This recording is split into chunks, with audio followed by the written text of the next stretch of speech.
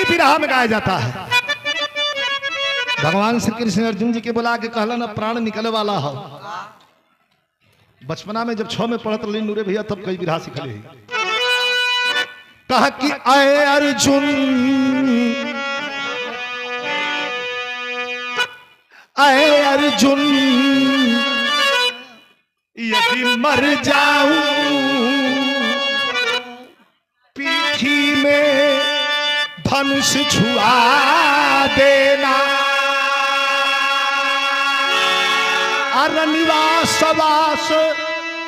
रनिवास वास सब दौलत ले आखिर में हमें दुआ देना।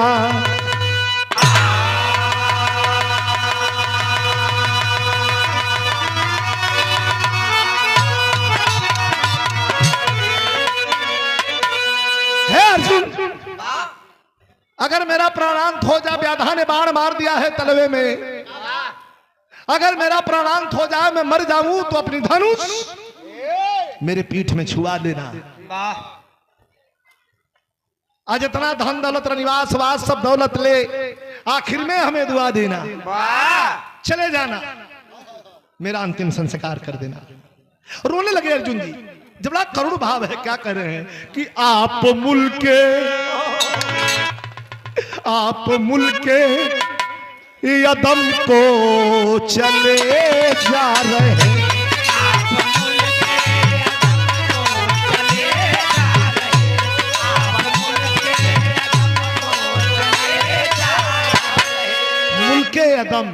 मुल्के अदम का मतलब जन्नत स्वर्ग के आप मुल्के अदम को चले जा रहे के लीजिए सलाम आखिर।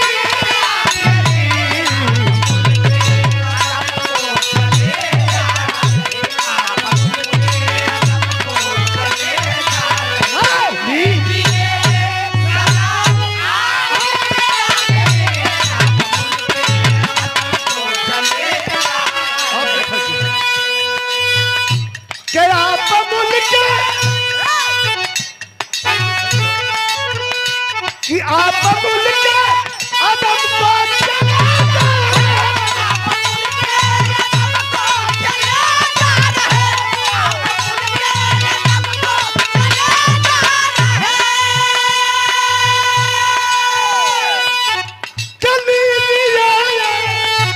सलाम आखिरी आखिरी। कृष्ण भगवान कह रहे हैं अर्जुन ना खुदा ना खुदा का मतलब पतवार कि ना खुदा बन के कश्ती हो, ना खुदा बन के कश्ती संभाला था तू।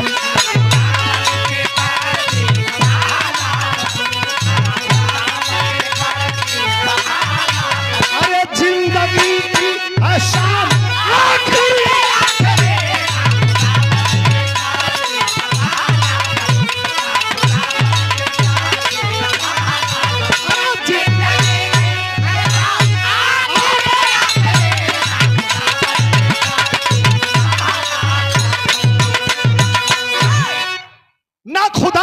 कश्ती संभाला था तू, ना खुदा का मतलब पतवार।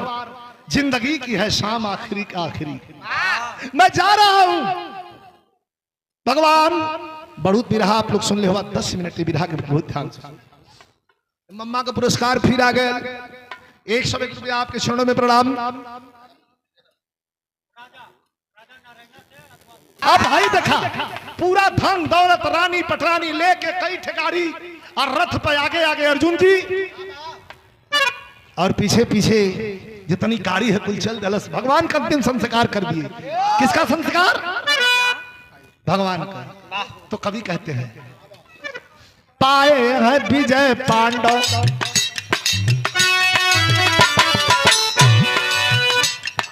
पाए हैं विजय पांडव धर्मी सुचाल से, बचाए जिन्हें जंग में घनश्याम काल से। किए हैं कुछ दिन राज किए हैं कुछ दिन राज मन बिराज ले लिए, और रानी के साथ पांचों जन अनुराग ले लिए। अर्जुन नकुल और हमारे सांसद जी मंच पर आ रहे हैं, एक बार ताली बजा के आप लोग सम्मान करें। अर्जुन नकुल सहदेव भीम मोक्ष पा गए, धर्म में धर्मराज फल प्रदेश पा गए।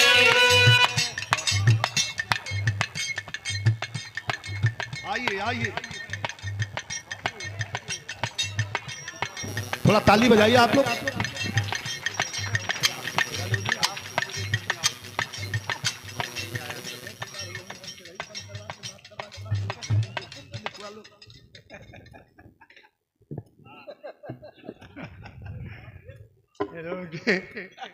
आदरणीय आज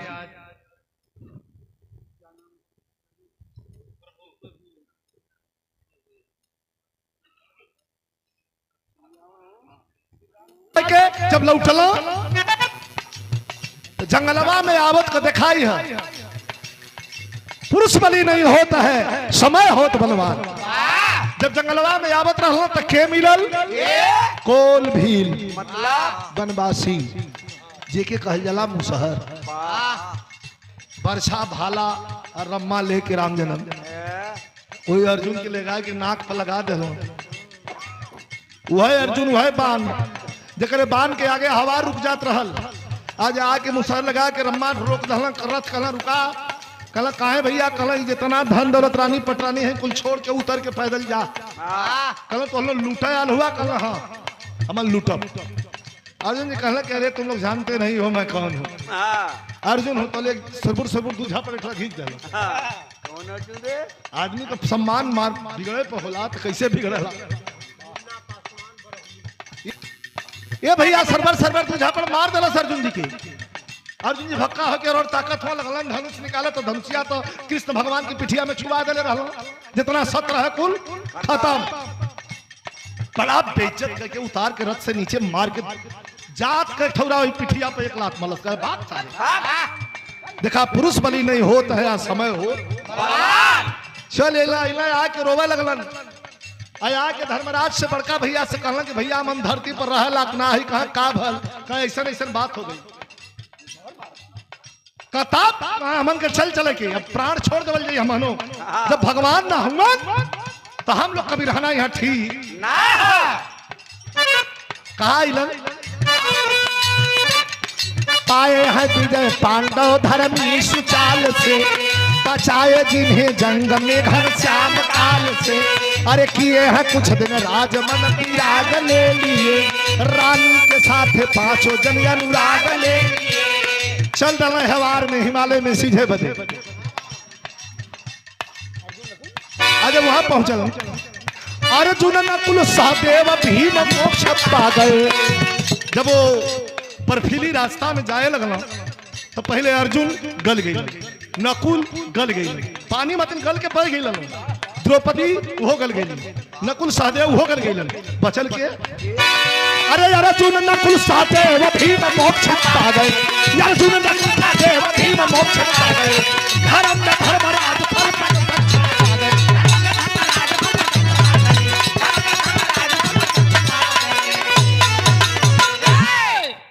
ये लोग चारों जने गल गए, द्रौपदी रानी गल गई। अब वही पे घूमने लगलन। धर्मराज जी उनके कुछ होते ना, रोवे लगलन। धर्मराज जी कुकुर रहल संगवा, कुकुरो वही पे घूमत वही का कुछ ना होता, वो पूछ लो बा संगे संगे। भीम जब गल के गिरे लगलन तो हाथ बढ़ौलन कि भैया बचावा। कल तू तो सामर्थवान हुआ, अपन रक्षा कर सकला है, बोलता जानवर है, एक बचावल बहुत जरूरी है। भीम के कहना कि भीम तू तो सामर्थवान हुआ, तू अपन रक्षा स्वयं कर सकला, लेकिन अनबोलता है कि बचावल जरूरी है। पकड़ के जौन बात कुकुर कुकुर का कान खींच लो, बचा ले। अब वही पर घूमत हो रोवत हो कि हमार रानी गल गई, चारों भाई गल गई। अब तबले आवाज आई, क्या राजा तुम कौन हो, कहा हो ये नहीं जानता, लेकिन रो क्यों रहे हो राजा। एक तर्ज लग गई बिलासपुरी गीत हम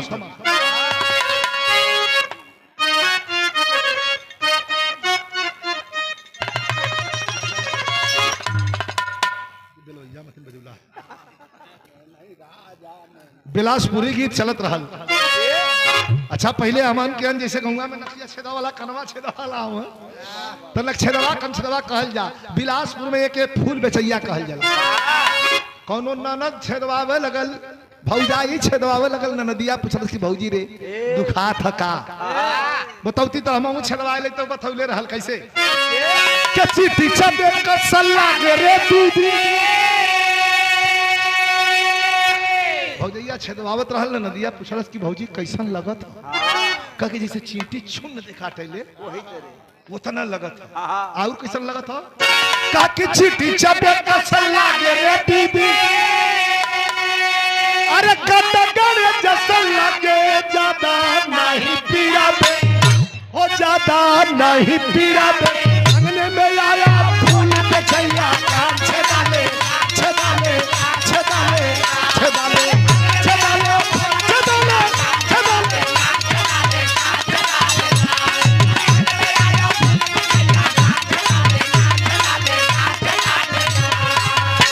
अंगने में आया फूल बेचैया कान छेदाले बड़ हो छौ कहिया कनवा नकिया छेदाई गहना पहिरबू कि ना छेदवाला अभी के मैटर के छोड़ दा वही तो बिलासपुर में गवाए के आजू मन अरे आजू मन कहे उदासी रे संगल चला के आजू मन कहे उदासी रे कजरा रे तो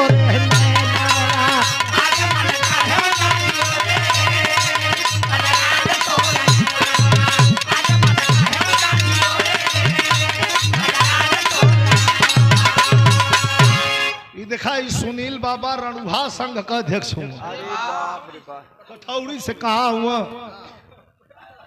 कुछ लोग और भी सदस्यता ले चाहते हैं।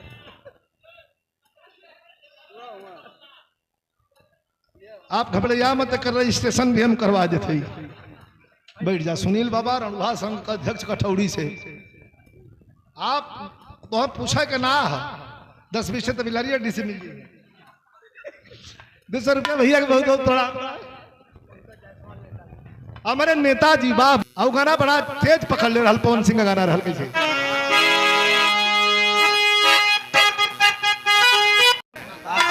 कहे उदास हुआ। अच्छा इतना भैया बैठल हुआ जकर 4 ठे भाई गल गइलन जकर हे पकहे पकैबा इनके तकवा क्या कहे अब हमें यार गावत है तू हमरे को पीठ के लिए बात अच्छा लगी पूछत हूँ कि राजा मन काहे उदासी रे आईली लेके दीवाना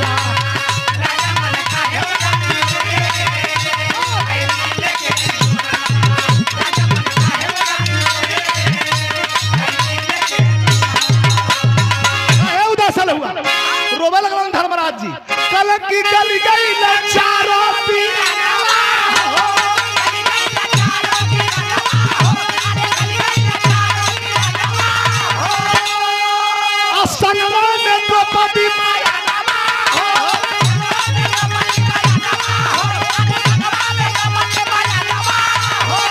अरे यही से राजा मन कहे उदासियों रे ऐली लेके विमानवा 4 गो हमार भाई गल गई हमार रानी गल गई भाई रोहिना कला रे चला तो का स्वर्ग ले चलब सब यहाँ तब कभी कहत राम सकल उच्चतर माध्यमिक विद्यालय बरौली विकास खंड नियमताबाद चंदौली 100 रुपया पुरस्कार प्रणाम भैया के स्वर्गीय बाबूजी प्रभु यादव जी के भतीजा हूँ धर्मेंद्र बाबू के द्वारा पुरस्कार बहुत बहुत प्रणाम। अब तनिया गणित है अब बिरहा में आप लोग सोचो थे गणित कैसे होले गणित बिरहा में कहा है ये कभी का खेला है कैसे हाय गणित लगावा से मुरावा विद्यार्थी हमारे छात्र साथी भी बैठे हैं किससे मुरावा बादशाह राशि के लिए ये पढ़ाई क्या है जहां से सागरी सारी डिग्री समाप्त होती है रामजन्म जी, वहीं से अध्यात्म का कबूतर खड़ा पढ़ाया जाता है। किससे नूरावा बादशाह 84 के लिए 100 के अपने समझ से गणित लगा लिया कि 100 के छोड़ 5 के ले गई है कहारवा कबूरवा बादशाह 84 के लिए।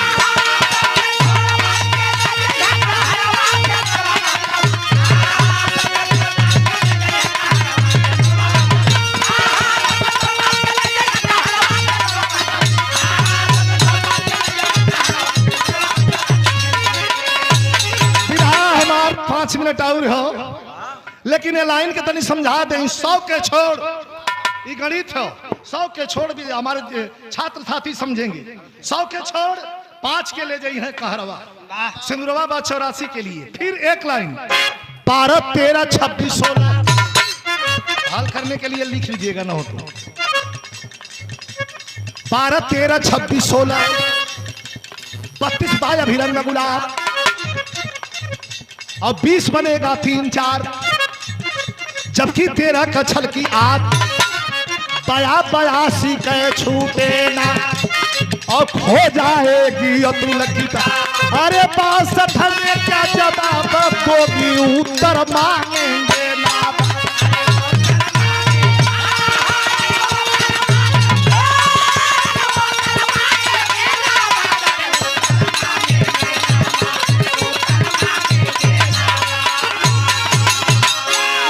पहले लिखा आदरणीय लाल भरत यादव जी अलीनगर 100 रुपया पुरस्कार प्रदान कैलन है। पहले कभी रहा है 12 13 26 16 32 बाय अभिरंग गुलाब 20 बनेगा 3 4 जबकि 13 का छल की आब 82 की छूटे ना खो जाएगी अतुल किताब। अब 62 में क्या जवाब दोगी उत्तर मांगेगा ना बाप। कठौड़ी से दोना पत्तल वाले हमारे सुरेश भैया ये पुरस्कार प्रदान कैलन है। अच्छा आदरणीय श्री राजेंद्र यादव जी कठौड़ी की धरती से 100 रुपया। अच्छा बरौनी की धरती से बहुत बहुत आपके चरणों में प्रणाम बा, सब बहन के प्रणाम बा। स्वर्ग के कोठरी में लेके आ गई आज जब लेके आ गई तब रहा कहीं अंतिम तर्ज हमारे उस्ताद ये तर्ज के गावत रहा।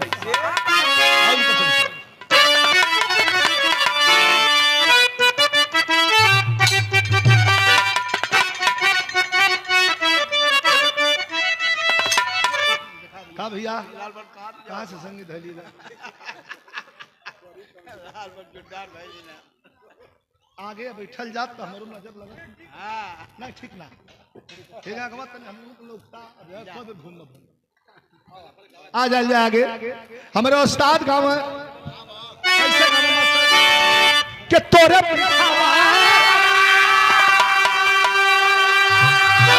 पीछा वाला अरे ये कच्छी छिली गड़ैया महाराजा वारे अरे महाराजा वारे फूलावा फूलेला कच्छा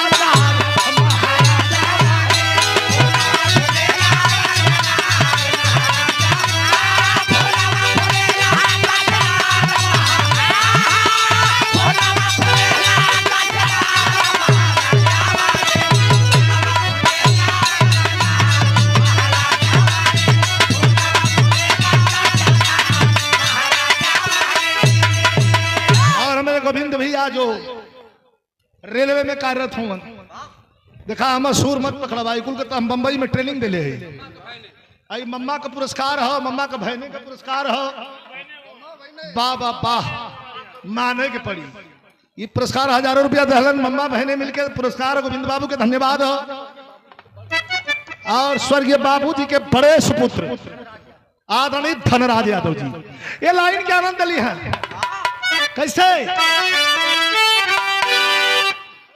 फूलवा फूलेला कसना लेकिन फूलवा लोढ़ा ये गीतियों में कहानी है कि फूलवा लोढ़ा वही समाधि का बहिनी महाराजा वारे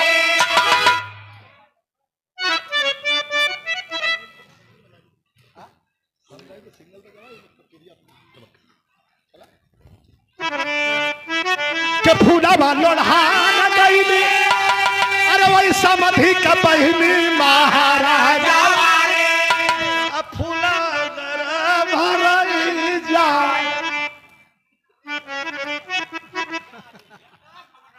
नहीं घबराहट ना हुआ घबराहट तू हुआ अब तू यहाँ आके हम घबराओ बाहर गलती ना है हर समाज में हम झेलले है तन से हाथ जोड़ते हैं उतर के बैठ जाता वरत गा ली हम 10 मिनट बैठ जाओ यही जो हम कहीं जात ना है ये जो बैठल यार घबराइया मत राम जना तू घबराइया मत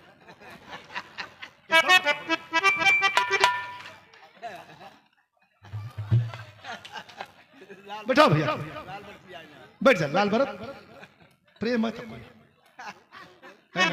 नहीं वही में तू रहता तो समझ में आ वही से मैं कहते ये वो जवाब दे क वह जब सीटी मारी तो अब 3 ठिकाना है तो 2 ठिकाना दे मेरे पास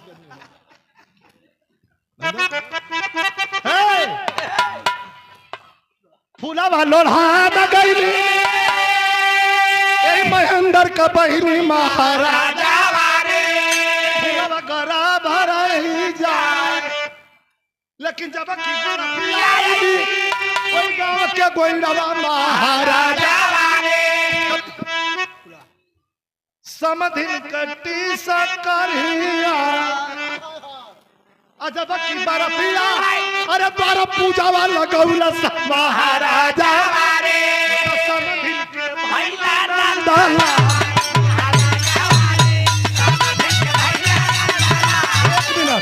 हो गए तो सोचा तो खत्म सासत में जान के कर पड़ल सोचा भजनिया बजावा वाला सोचा भजनिया अरे बाप रे अब कवन राग पति है महाराजा कहा कि बिया ही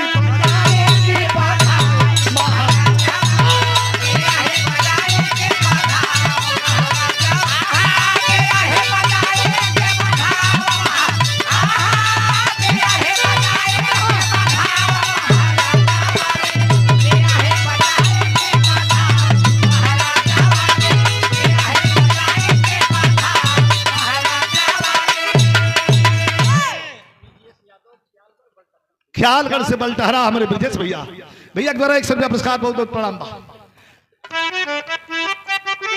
अब स्वर्ग में आइलन स्वर्ग के कोठरी आइलन स्वर्ग के कोठरी आइलन अरे धर्मी पुजरिया सब देवता हो स्वागत कइलन हाथवा के पासा कहा सरकार आप स्वर्ग में आल हुआ चलक ना ऐसे ना जात तो नरकवा में देखावा और जब वहां गइलन नरक का कुटीला लोगा भाईला चरनिया रामा नरक के कोठरिया में से आवत बाया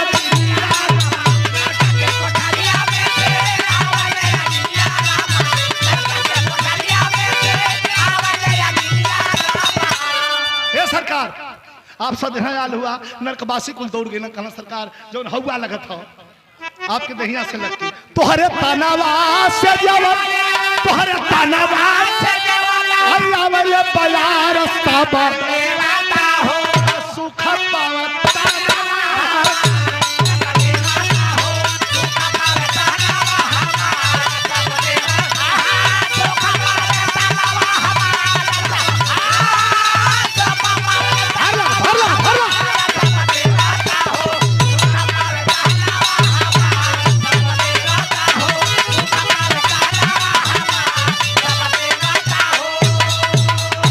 राकेश यादव भैया के द्वारा 200 रुपया पुरस्कार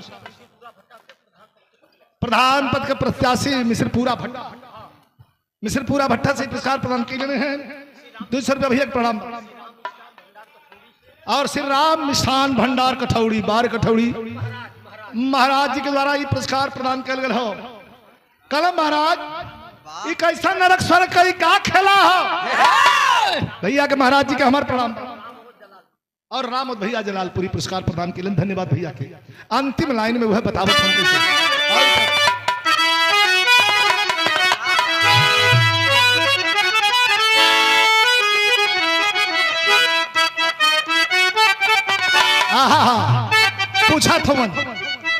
कहला यमराज धर्मा राजा जी से बतिया भैया।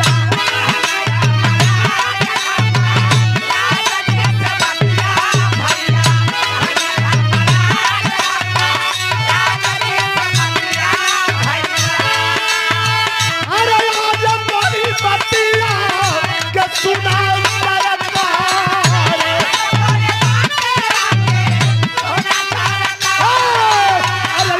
पतियन के बड़े बनल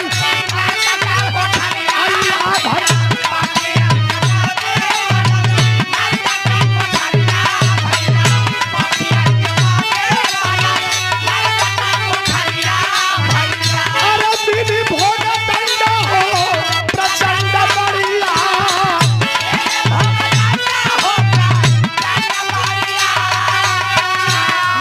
यमराज बतावत हूँ कल सुना यहाँ नर्क का स्वर्ग खेला यह हो याद कला। अरे जे कि तू सरे औरत पर हाथ भैया।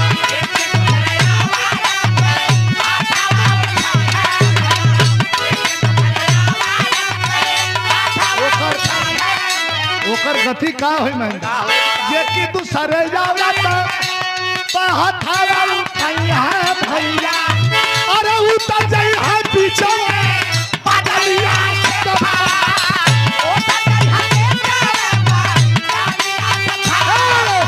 आसुरा में तू बलज नचाई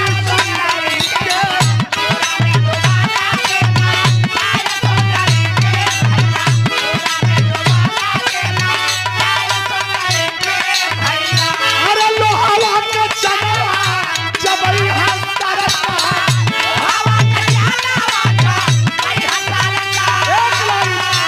झूठा बोली कुला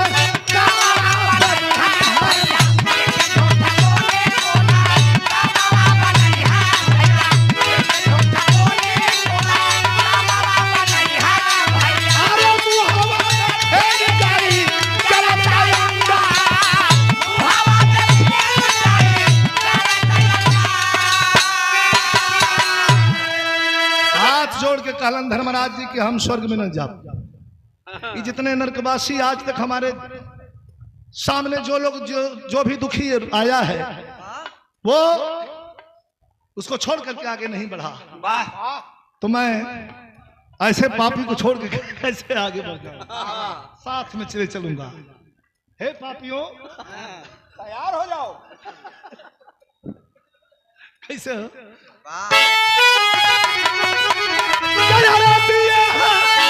अरे दिए है आदेश यमराज तेरी घारी कि गईले अरे गईले नरक के मरैया स्वर्ग के कोठारी।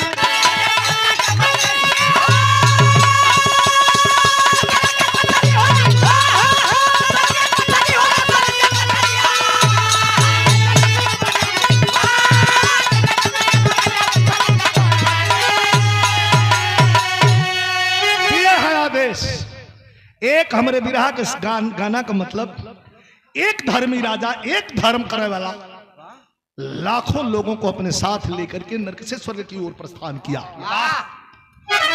हरि अनंत हरि कथा अनंता कह तिहारी स्वर्ग चंद्रिका कभी बच्चन जी बने सनुरावा 84 के लिए लिखते क्या